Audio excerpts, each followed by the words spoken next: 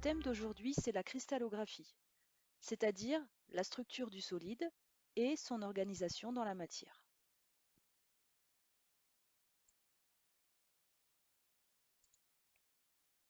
Définissons tout d'abord les deux types de solides. On peut distinguer un solide cristallin ou un solide amorphe. Étudions d'abord le solide amorphe. C'est un solide pour lequel les entités chimiques telles que les atomes ou les ions n'ont pas d'organisation particulière. Par exemple, le verre, vous voyez dans ce schéma que les atomes qui le composent ne sont pas structurés de façon bien ordonnée. Parlons maintenant du solide cristallin. C'est celui qui va plus nous intéresser cette année. Cette fois-ci, les entités chimiques s'organisent de manière ordonnée et régulière. On peut citer par exemple le sel de cuisine, qui est le chlorure de sodium. Vous voyez dans ce schéma que les atomes, enfin ici plutôt les ions chlorure et les ions sodium, sont organisés en une forme géométrique bien précise.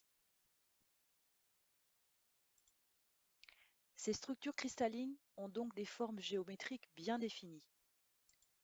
Vous pouvez le voir dans le schéma ci-contre.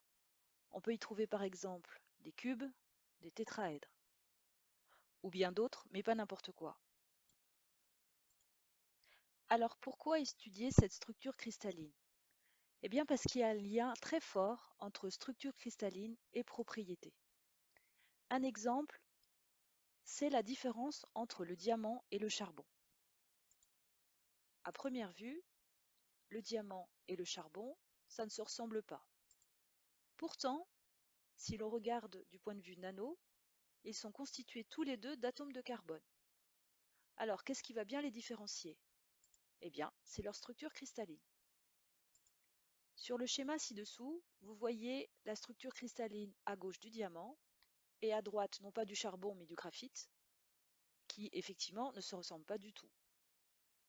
Ils sont tous les deux constitués d'atomes de carbone, mais ont tous les deux des structures cristallines bien différentes. De fait, leurs propriétés seront aussi bien différentes. On sait qu'un diamant est très dur, alors qu'un crayon en graphite, lui, peut facilement s'écraser. Étudions maintenant quelques exemples de structures simples.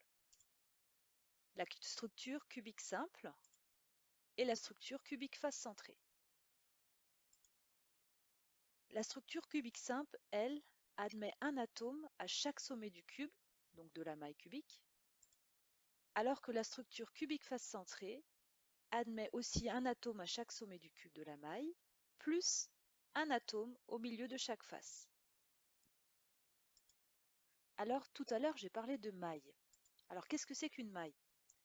Une maille, c'est la forme géométrique qui se répète pour former le cristal.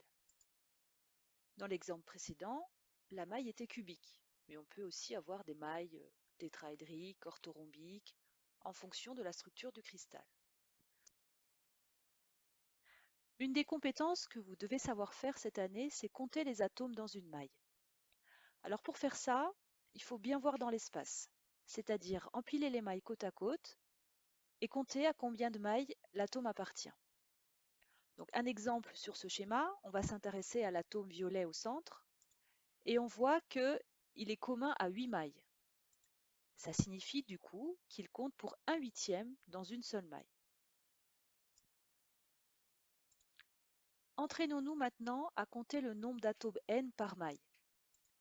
Prenons une maille simple, la maille cubique simple.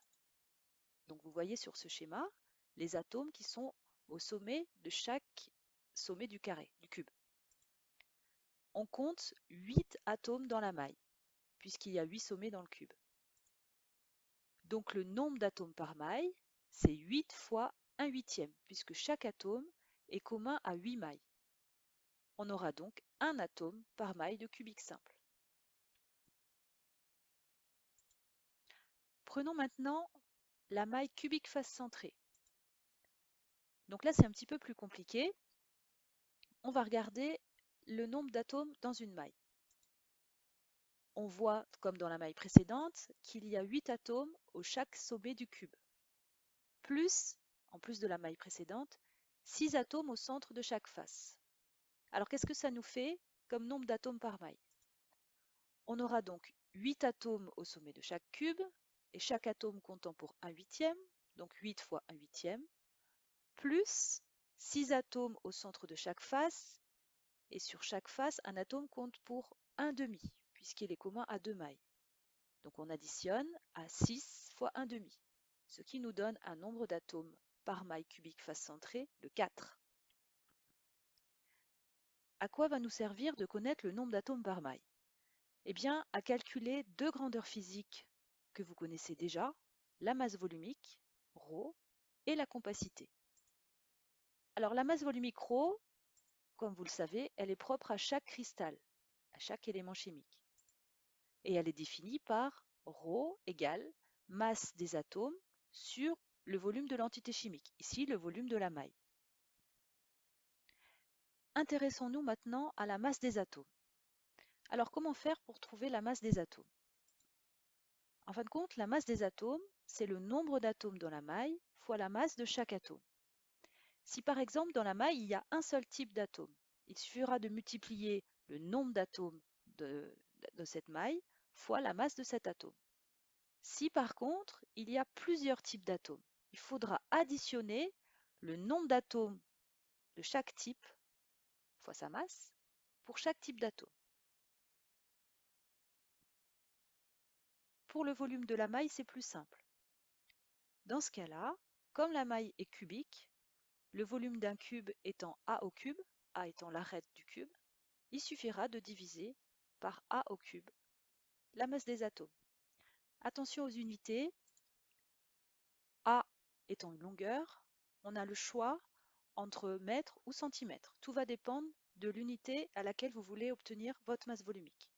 Si vous voulez des kilogrammes par mètre cube, il faudra mettre l'arête en mètres. Sinon, si vous voulez des grammes par centimètre cube, il faudra mettre l'arête en centimètres. La même chose pour la masse, soit des kilogrammes, soit des grammes, en fonction de l'unité de masse volumique que vous voulez choisir. Pour terminer, étudions le calcul de la compacité C.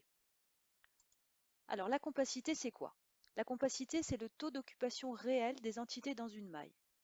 Si vous avez un taux de compacité C, c'est que tous les atomes occupent tout l'espace de la maille. Et ça, c'est très rare.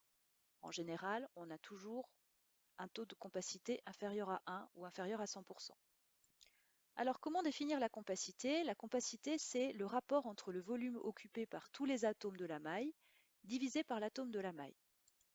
Ce qui revient à dire que c'est le rapport entre le nombre d'atomes dans la maille fois le volume de chaque atome, ici, divisé par, comme pour la masse volumique, le volume de la maille A au cube. Un atome étant sphérique, le volume d'un atome est 4/3 de πr3. 4/3 de πr3, c'est la formule du volume d'une sphère. R étant le rayon de cet atome. Du coup, on obtient une formule pour la compacité de C égale n fois 4/3 de πr3 sur A au cube. Là, pour les unités, vous n'avez pas vraiment le choix. A, la longueur de l'arête du cube, sera en mètres, et le rayon de l'atome sera aussi en mètres. Voilà, cette vidéo est terminée. J'espère qu'elle vous a permis d'y voir plus clair sur la structure cristalline des solides. Et je vous donne bien sûr rendez-vous dans une prochaine vidéo pour la suite de nos aventures. À bientôt!